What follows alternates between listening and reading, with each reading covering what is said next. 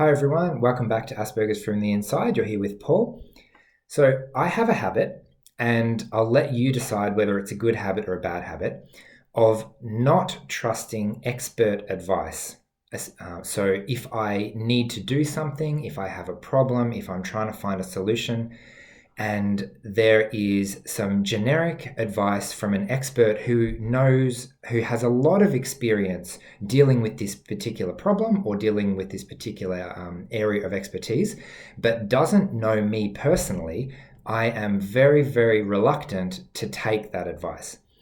So maybe this is you as well. And the reason I think that I developed this habit is because no matter how well a person knows a subject matter, let's say a doctor, for example, unless they know myself and unless they've spent time getting to know me and my unique situation, oftentimes, I don't trust that the advice that is legitimately really good advice for most people is actually good advice for me.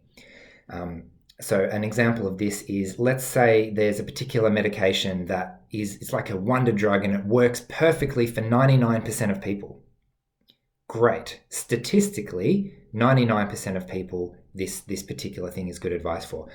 But for myself, what if I'm in the 1% that it doesn't work for? It doesn't matter how good this solution is for other people if it's not a good solution for me. So my experience has taught me essentially that when experts give me advice based on average results of what is generally a good idea for most people, there's a very high chance that there will be something that they didn't foresee that will mean that the advice doesn't work for me and it's actually not a good idea for me.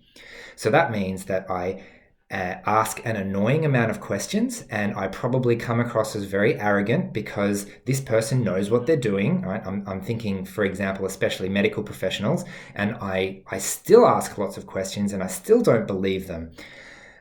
However, if a person does give me enough time and attention that I think they understand me as well, then I will trust their advice, and especially if they've had a track record with me personally. I have some health professionals that I go to regularly, and I trust them to a very high degree. Even if I have no idea what they're doing, I know that what they've done in the past has really worked for me. And I know that it's not the first time they've met me. They're not just giving me generic advice. They're using their expertise and looking at my situation and combining both of those things to find a solution that's actually going to work in my situation. I'll give you, I went to a doctor once and I described a couple of symptoms, and he gave me a diagnosis and said, "Oh yeah, that's this. I'll prescribe this for you." And I had a pretty bad reaction to that, and I thought, hang on a minute, whoa. I've come in to see you in person. Maybe you could take a look rather than just listen to a list of symptoms that I've told you and prescribe me a medication.